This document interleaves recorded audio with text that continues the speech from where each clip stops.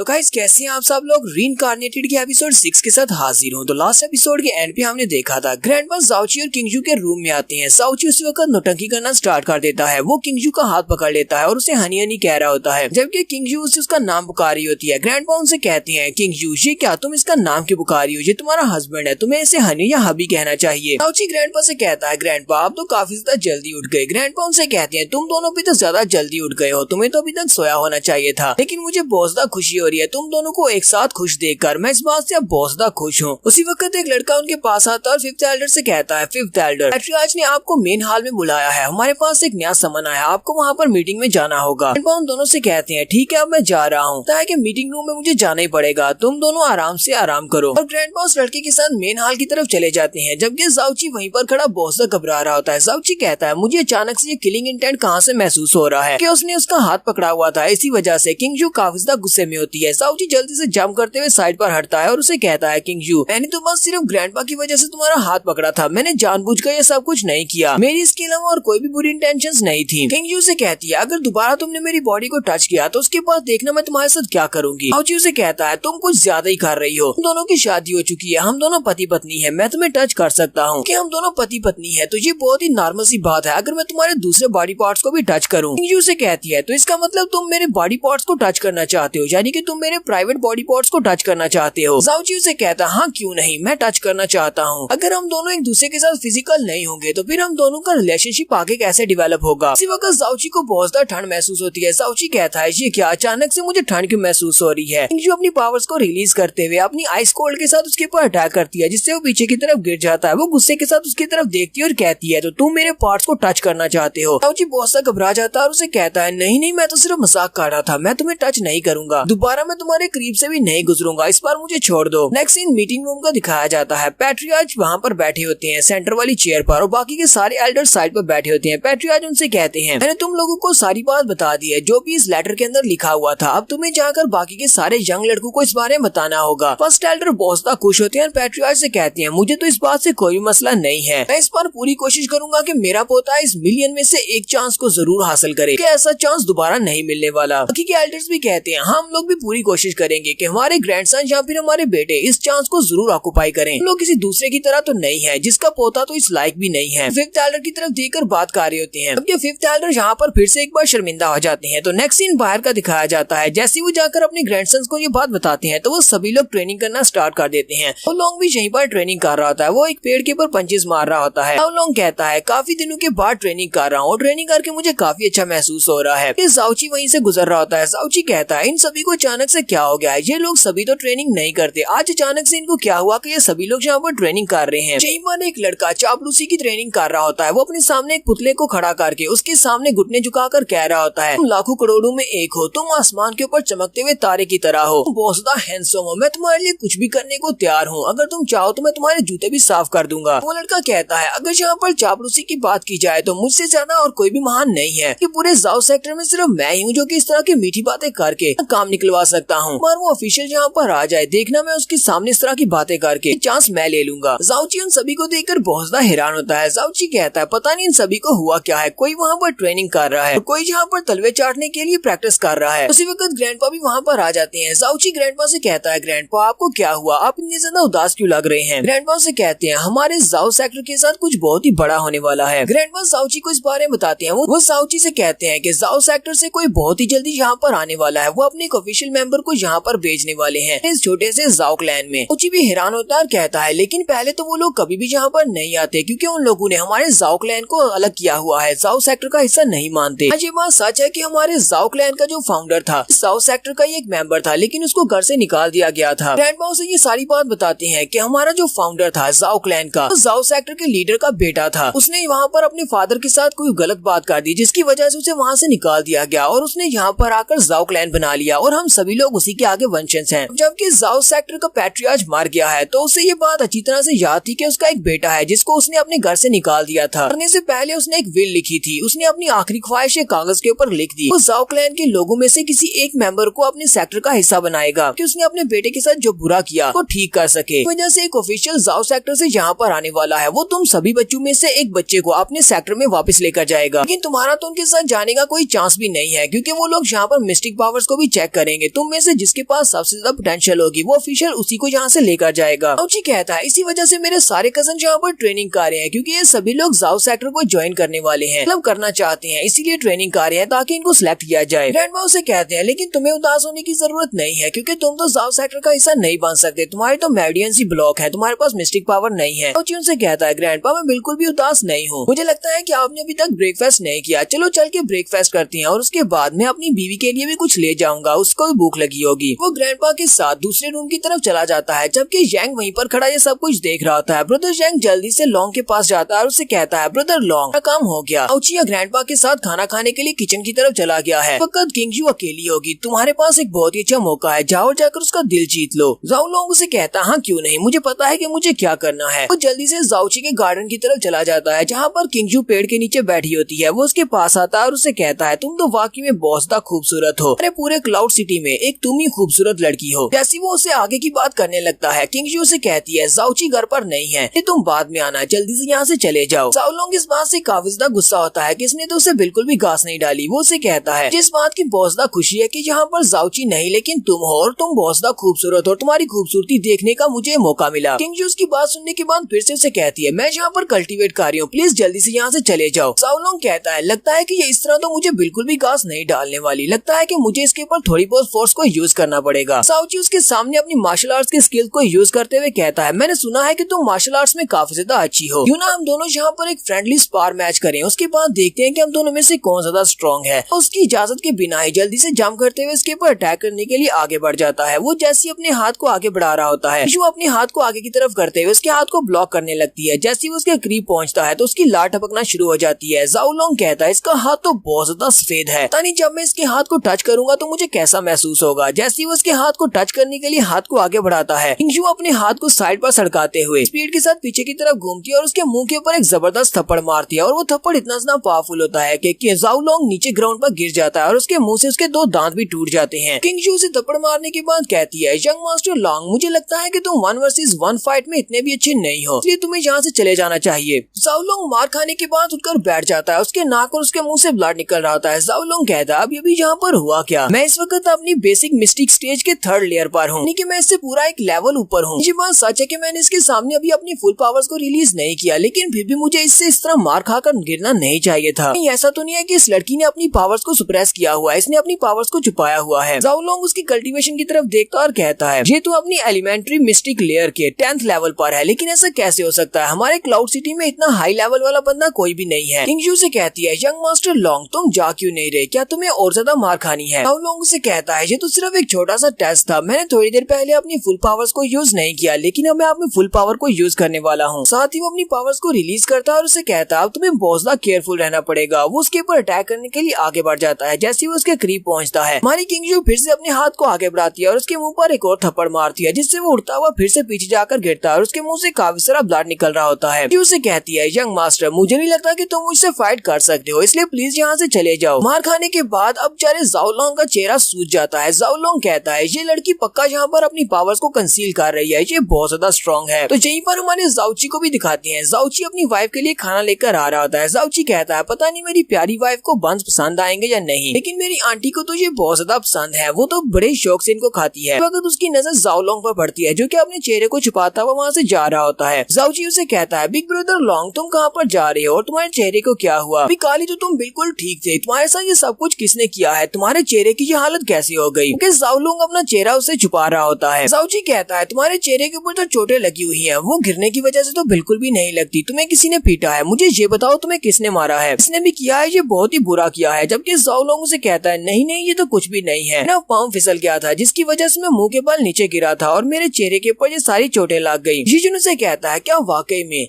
है कि brother long तुम काफी ज्यादा मेहनत करते हो, इसी वजह से तुम्हें ये चोटें लगी हैं। कहता है ठीक है ब्रदर तुम जाकर रेस्ट करो, अब मैं तुम्हें और ज्यादा परेशान नहीं करूंगा। उसके चले जाने के बाद हमारा जाओची सोच रहा होता है, को लगता है कि यहाँ पर मुझे बेवकूफ बना सकता है, ये सारी की सारी चोटें तो मेरी ही वाइफ की दी हुई है, मुझे लगता है कि मेरे यहाँ पर ना होने की वजह से ये उस मौके का फायदा उठाने के लिए वहाँ पर गया होगा, लेकिन शायद इसे ये नहीं पता कि मेरी बीवी बहुत ज्यादा जालिम है, मेरी वाइफ तो मुझे टच नहीं करने देती, तुम्हें क्या लगा था कि तुम जाकर उसको टच कर सकते हो। तो जाओची वहाँ पर आता है और दूर से चिल्लाकर अपनी वाइफ से कहता है हनी मैं वापस आ गया, मैं तुम्हारे लिए खाने को भी कुछ लेकर आया हूँ। किंगजू से कहती है थोड़ी देर पहले तुम्हारा बड़ा भाई यहाँ पर आया था जाओ लॉन्ग। उसे कहता हाँ मुझे पता है, वो वहीं पर रास्ते से गुजर रहा था, मैंने उसकी खराब हालत देखी है। और यहीं पर हम लोग अपनी एपिसोड 6 का एंड करेंगे। हमारी अगली एपिसोड काफी ज्यादा मजेदार होने वाली है। एपिसोड 6 की एक्सप्लेनेशन अच्छी लगी हो तो कमेंट करके जरूर बताइएगा। चैनल को सब्सक्राइब कर दे, वीडियो को लाइक और शेयर कर दे। शुक्रिया।